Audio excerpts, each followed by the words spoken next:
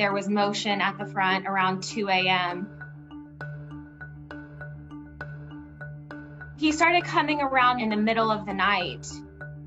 He was smelling around trash cans. He looked like he was searching for food and water. We started putting food out in the bowl of water because no one's found him yet. Obviously, he keeps coming by. Let's get him some nourishment. One of the nights he was eating, and after he was finished eating, we kind of snuck out our front door, and he immediately saw us and got so scared and ran off. The next time he came around, we followed him. And you could see him kind of in the thick brush, kind of in a hollowed out area that I guess gave him a little bit of shelter. On top of everything else, there was a tropical storm coming our way. We knew we had to get this dog to safety because where he was living, he would not have survived. So we set up the shelter. We wanted to put some kind of blankets and sheets in there that smelled like us, just so he would try and get used to that scent.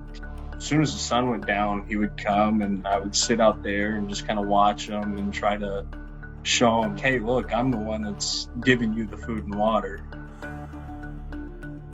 We said instead of two of us being out there, let's have the same person sitting out there.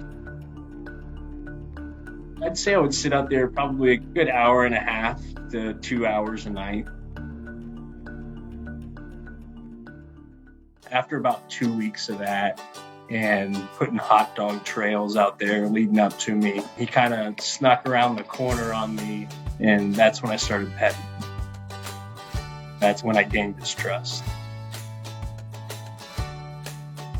The same night Matt was able to pet him, he followed him into the backyard and the rest was history.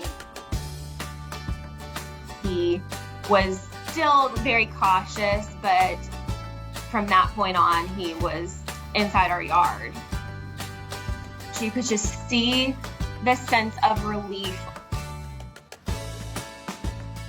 That's the first time we saw him up close. He was so loving and so appreciative of Matt. It just blew our minds how much he transformed into the playful puppy. He was just not afraid anymore. I think our dog, Luke, fed off of that energy. He knew something was going on because his dad was sitting outside in the front yard every night. We weren't in the position to take him in for many different reasons. It was a very hard decision to make.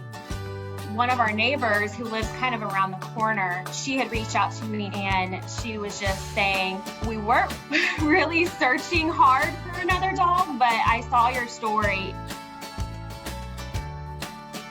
She goes, let me talk to my husband. And then about an hour later, she came back, she goes, I twisted his arm, we'll take him. Okay, what happened to your nap? This is Bishop. Sydney and Matt brought Bishop to us on Christmas Day. It was just really exciting to watch the way he immediately went to our kids. Thank you for the puppy. Thank you for the puppy. Say Merry Christmas. Merry Christmas. I think he realized we were his forever family pretty quickly. He didn't show any signs of anxiety, even after those first few minutes. King of the mountain? Is that what we're doing? He just took to us right away, so that was definitely a blessing. All right, I think he won. Oh, there he is. See, I remember you. There's your buddy. Oh, It's been a while, huh? 5 months. Yeah. that's crazy. I remember good from you. Oh. Good boy.